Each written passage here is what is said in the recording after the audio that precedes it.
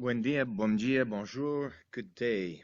Thank you, Commission. My name is Robert Volterra.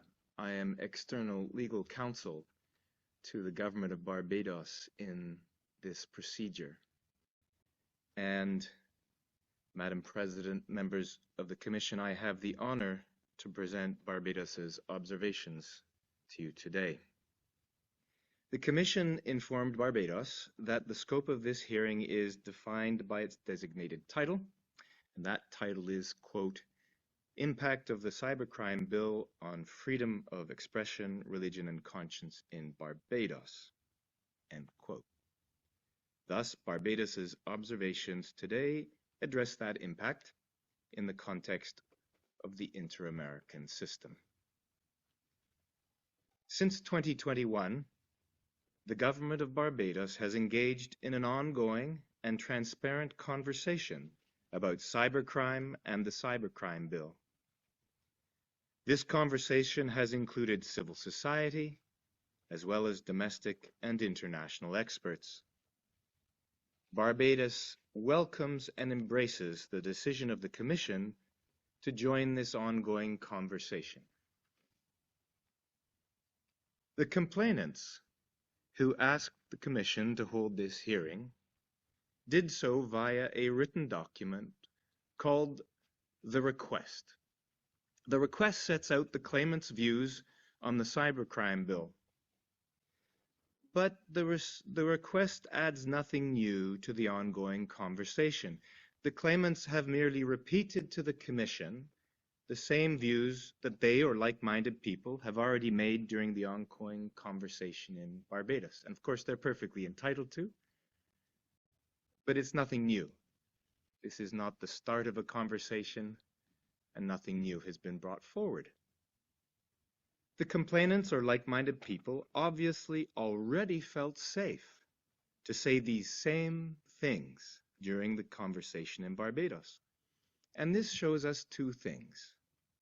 First, that the conversation in Barbados, amongst and within and with civil society and the government, has been robust, transparent, free, and accessible. Second, that this conversation has been taking place in a safe space, that is to say, Barbados. Otherwise, they wouldn't have felt safe to say exactly the same things. Barbados is well known to be a safe space for civil society conversations. The complainants have not denied the fact that they had multiple opportunities to share their views, these exact same views, and they did share their views with the government before this hearing. Barbados society has always valued and prioritized the transparent and comprehensive social and political dialogue that takes place in the country. Barbadians are proud to have one of the longest continuously functioning parliaments in the world. Their legislature was established in 1639, making it the second oldest in the Americas. In a few years, Barbadians will celebrate their parliament's 400th anniversary. The reforms to Barbados's cybercrime legislative framework have been designed to respond to the seriously harmful, dehumanizing, and destabilizing effects of cybercrime in Barbados and on Barbadians. Increasingly and on a daily basis, Barbadians are being targeted by such cybercrimes as child pornography, terrorism-related offenses, cyberbullying, malicious communications, money laundering, consumer fraud, bank fraud, financial crimes, financial theft, and identity theft, to name just a few. Such crimes are serious, and their consequences can be devastating. They can cause life-threatening physical harm, severe mental health issues, immeasurable economic hardship, and debilitating reputational damage. They significantly harm individuals, organizations, businesses, and government in Barbados. The Barbados Commissioner of Police has reported that cybercrime in Barbados has become, quote, mammoth, close quote. He warned that it is far-reaching in Barbados society, and he warned that it knows no boundaries. Online hate crimes have become a particular concern for Barbadians.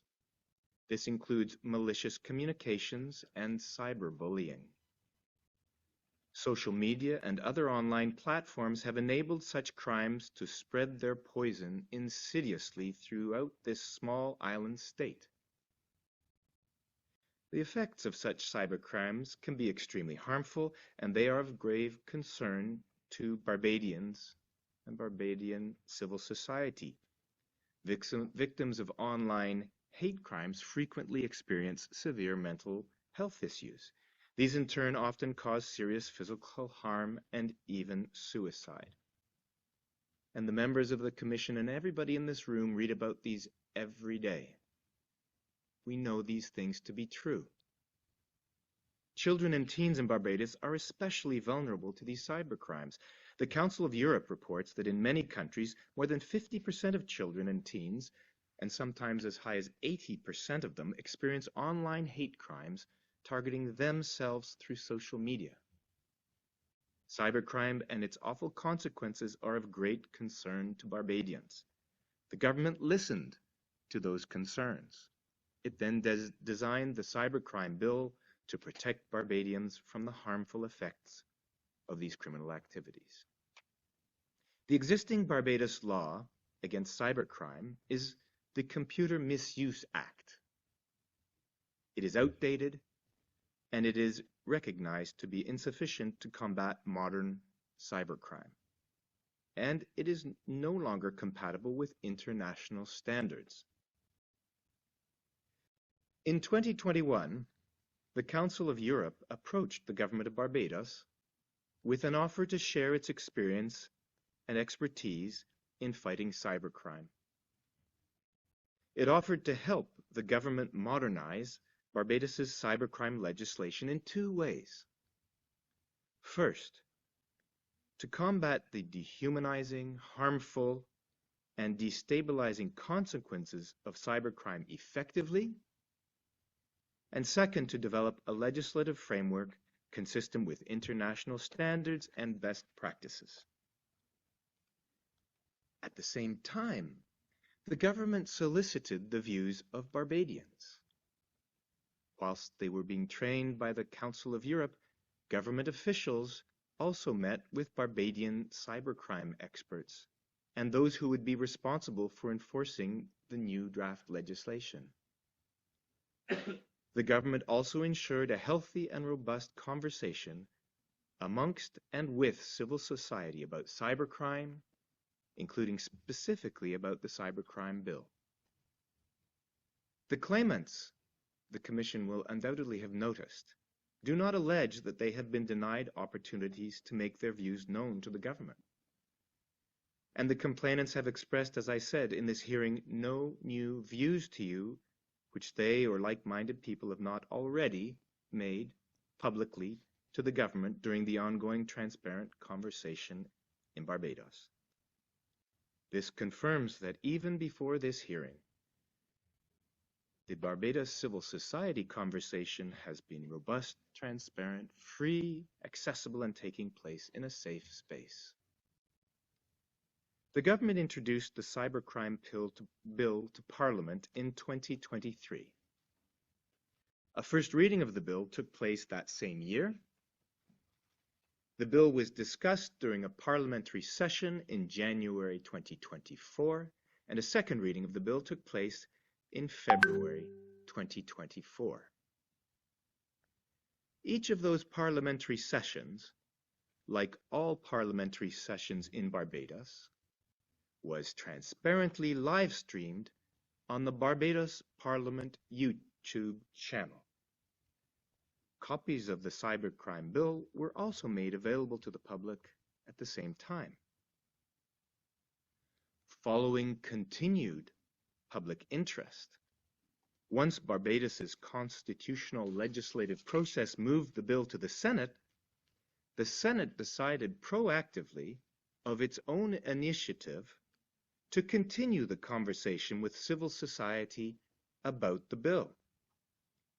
It therefore established a joint select committee to organize a series of engagements with civil society. In doing so, Parliament was motivated to facilitate even greater participation in the conversation that was ongoing from civil society within the safe space of Barbados's constitutionally protected, human rights observant democratic processes. This phase of the conversation had both written and verbal components. The government actively encouraged all members of civil society, including by advertisements, to send written observations on the bill to the Joint Select Committee. From a population of 282,000 people, the committee received 48 written submissions from civil society.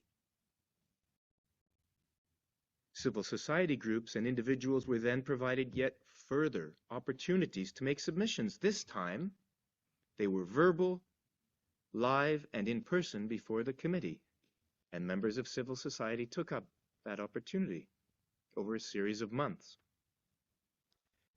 As I have noted before, the fact that the complainants or like-minded people actively participated in all phases of these public consultations and shared the same views there as they have with you here confirms that Barbados is a safe space for vibrant civil society discourse and that it has taken place in relation to the Cybercrime Bill. Once enacted, Barbados's cybercrime legislative framework will be fully consistent with international standards. These include the human rights standards of the Inter-American System. It will also be fully compatible with the Budapest Convention, and it will conform to the draft UN Convention against Cybercrime. The Cybercrime Bill includes a number of provisions that are not included in the Budapest Convention, nor in the draft UN Convention. These provisions include sanctions for online hate crimes. But of course, this does not make the bill incompatible with the international standards set out in those treaties. Not at all. The list of cybercrime offenses in the Budapest Convention and the draft UN Convention are not intended to be exhaustive, and they are not, in fact, exhaustive. And the Council of Europe itself recognizes that the Budapest Convention does not cover all aspects of cybercrime. Indeed, the Council of Europe encourages states to adopt additional legislative protections that are consistent with other policy objectives. And this is what Barbados has done. In addition to being compliant with international standards, the Cybercrime Bill is also consistent with domestic law best practice around the world, including in the Americas. Many of the views expressed in the complainant's request relate to the criminalization of online hate crimes, and you heard about it today, and namely malicious communications and cyberbullying in sections 19 and 20 of the Cybercrime Bill. The criminalization of online hate crimes is fully consistent with the domestic law best practice in the Americas and around the world. Examples of this can be found in the relevant laws of a wide variety of states across the world, including, for example, Antigua and Barbuda, Austria, Belize, Brazil, the British Virgin Islands, the People's Republic of China, the Dominican Republic, France, Guyana, Ireland, Jamaica, Montserrat, St. Kitts and Nevis, St. Lucia, St. Vincent and the Grenadines, Singapore, Slovakia, and the United Kingdom, and these are just examples. Moreover, the language used in Barbados's cybercrime bill to criminalize online hate crimes replicates relevant language used in many domestic legal systems. The penalties for online hate crimes are also consistent with the penalties found in comparable international best practice domestic legislation, including in the Americas. The Cybercrime Bill, importantly for our hearing today, is fully compatible with the rights to freedom of thought and expression and freedom of conscience and religion as protected under the American Convention on Human Rights. The right to freedom of conscience and religion and the right to freedom of thought and expression are protected under Articles 12 and 13 of the American Convention. These rights, however, as the Commission knows, are not absolute. In the text of those articles, the Convention expressly anticipates limitations on these rights. In fact, as the Commission knows, the Convention identifies as being legitimate limitations that are created to protect, and I'm quoting just from the text of the Convention, rights of others, reputations of others, national security, public order, public health, morals. The Cybercrime Bill protects precisely such societal imperatives, and you heard this morning the complainant's reference to the fact that the Cybercrime Bill does, and they recognize it, does protect things like the rights and reputations of others. Of course, such limitations must be, first, prescribed by law, second, necessary, third, proportionate, and the Cybercrime Bill meets each of those requirements under law. The Cybercrime Bill is prescribed by law, having been created in Barbados's constitutional rule of law and human rights respecting democratic procedures. It has not been enacted yet, but it's still in those procedures. And also for having been subject to extensive public consultations and civil society dialogue. Any limitations on the freedoms identified that are contained in the Cybercrime Bill are necessary, and the Commission can reassure itself about this by reference to the global consensus on combating cybercrime evidenced in the Budapest Convention and the draft UN Convention. Any limitations on those freedoms in the Cybercrime Bill are also proportionate. This is shown by reference to the draft legislation's conformity with international domestic law best practice. And finally, the provisions of the Cybercrime Bill are necessary. They are required to protect Barbados and Barbadians from the devastating harm to their economic, social, mental, and physical well-being that is caused by cybercrime. In this respect, again, the bill is consistent with the global consensus about fighting cybercrime.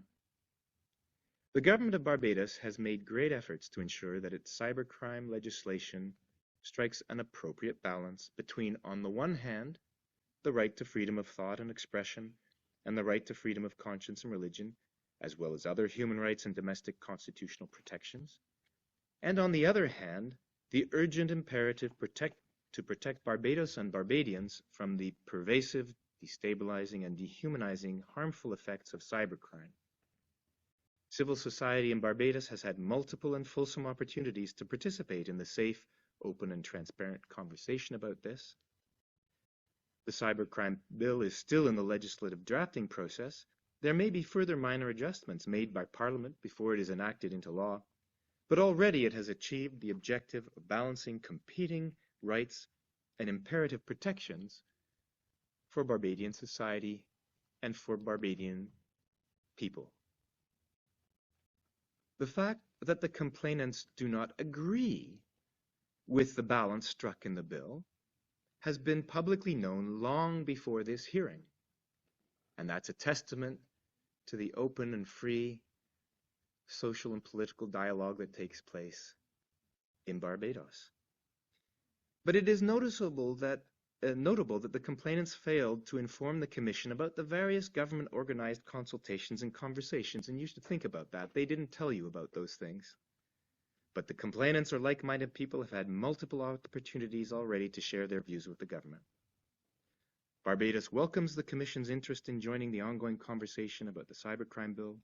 Barbados thanks the Commission for this opportunity to share its observations. Gracias, obrigado, merci, thank you. This ends Barbados's submissions.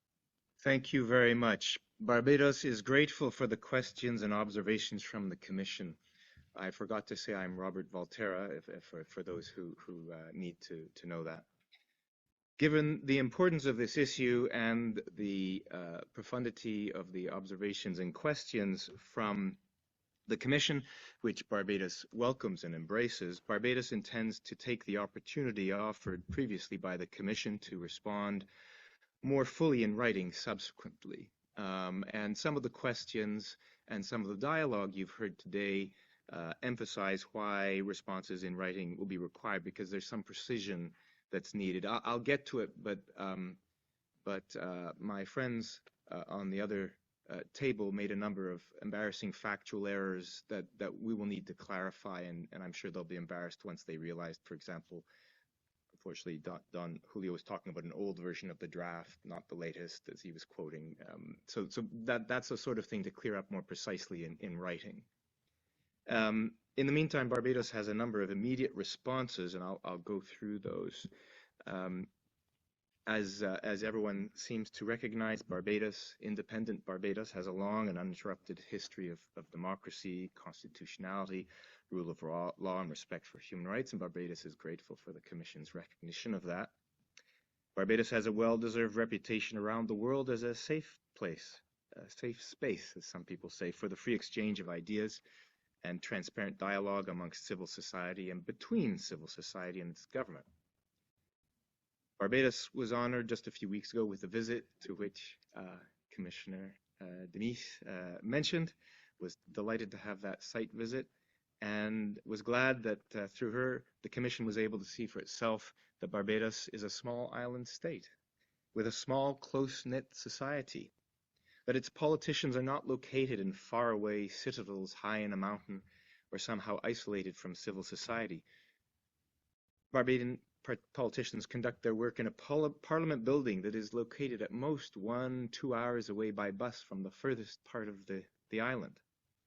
Barbadian politicians and civil society interact personally on a daily basis. They meet shopping, dining out, on excursions to one of the country's beautiful beaches, at religious, sporting, and social gatherings up and down the island.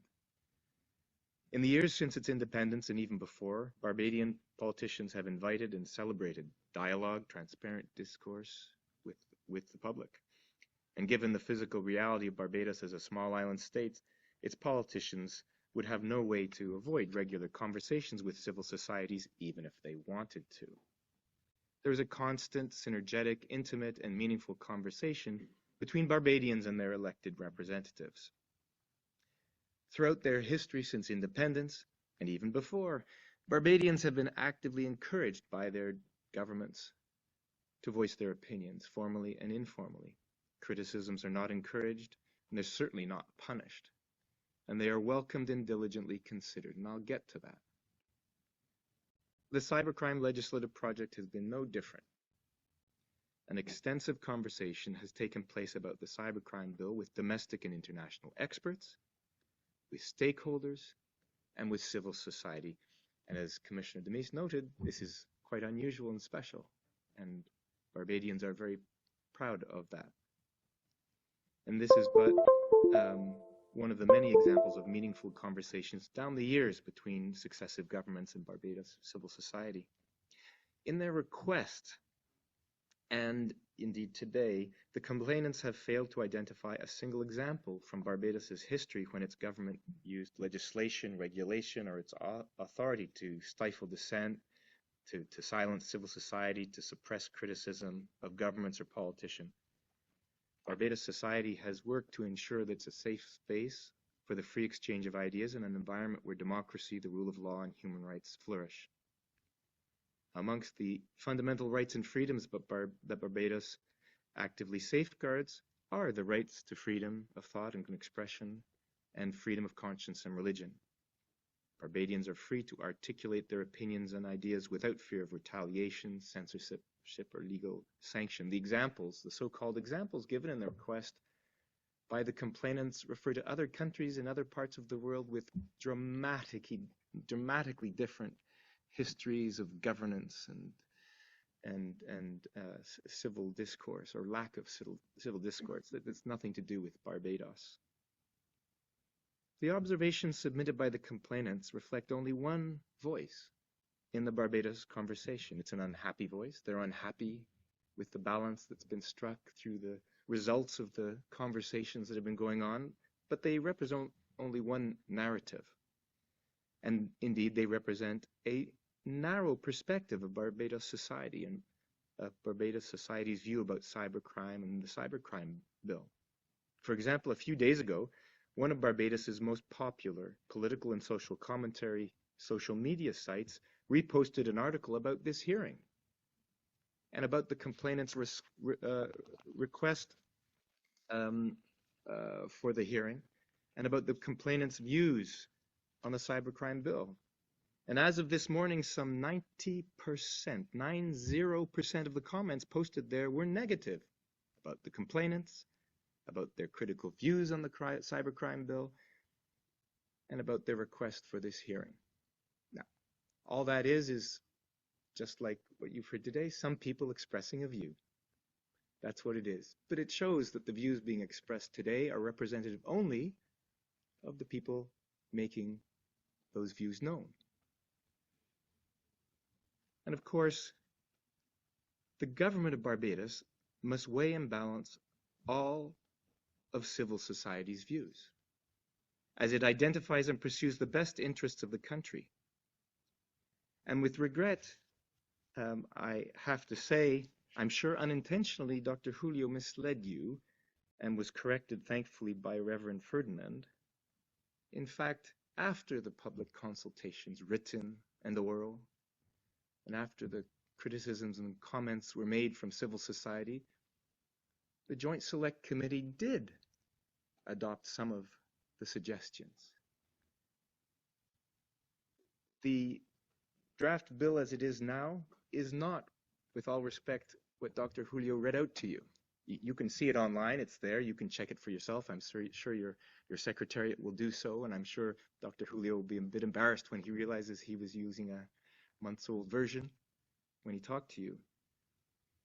But there are a number of material things changed, and to his credit, Reverend Ferdinand mentioned some of those. For example, the removal of the word embarrassing and so on. That came as a result of direct representations from civil society. So when the Commission asked what there was arising out of these conversations, there was acceptance of different points of view and different ideas and criticisms being presented. It was not just an empty exercise, a tree falling in the forest. Of course, obviously the complainants are unhappy, otherwise they wouldn't have requested the hearing and they wouldn't be here. But just because they're unhappy about the outcome of this democratic constitutional process, because they're unhappy about what things were and were not adopted from the ideas they put forward as compared to other members of civil society and so on, that is not a reason to say that there is anything wrong with the cybercrime bill or that the balance decided upon by the government is inappropriate, and certainly not that it violates the inter-American system or any international laws or obligations, including Articles 12 and 13 of the American Convention.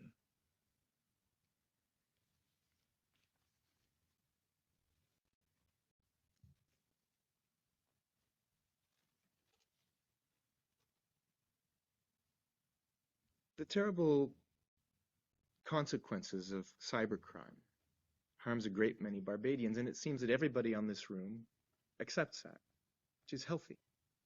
It's good. We all read every day the terrible things that can happen. And someone, a representative of a society, has to decide where to draw the line, where to have the balance. And in Barbados, that is the government. Currently, the government is composed of members of a party that are all the same party, but that's because the people of Barbados voted in free elections and decided that a couple of times. Doesn't mean it's not democratic. And other people can speak better than me, but different voices are brought into the appointed Senate to deal with those unifocuses.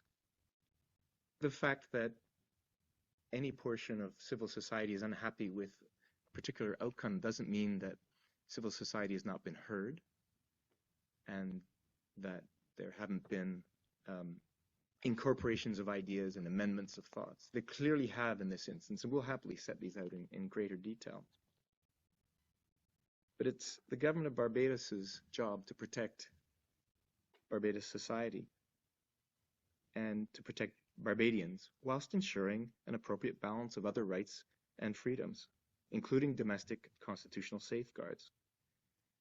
As we noted, and as the Commission noted, international human rights standards around the world, including the American Convention, recognize there are limitations on the right to freedom and thought and expression and so on. There are limits. They're not absolute rights, and there's a judging factor going on. Those limitations are necessary to protect other fundamental rights and freedoms and legitimate interests of society. And governments around the world, including the government of Barbados, have the obligation to balance those different rights and competing freedoms and interests when it comes to cybercrime. And it's the sort of balancing that is precisely envisaged in the American Convention. And that's what the government of Barbados has done throughout the legislative process. There's a global consensus in relation to cybercrime across a broad range of states. You can see it in the Budapest Convention, you can see it in the Cybercrime, the UN Convention, and the Cybercrime Bill conforms to that consensus, and that includes protecting rights and freedoms contained in the American Convention. The Barbados government has spent more than 3 years transparency consulting international, domestic experts, the Council of Iachr, Barbados civil society, amongst others, and it's done so to design a legislative framework for Barbados to protect Barbadians. The outcomes of these is the Cybercrime Bill. It will provide Barbados and Barbadians with a projective legislative framework that is fully compatible with Articles 12 and 13 of the American Convention.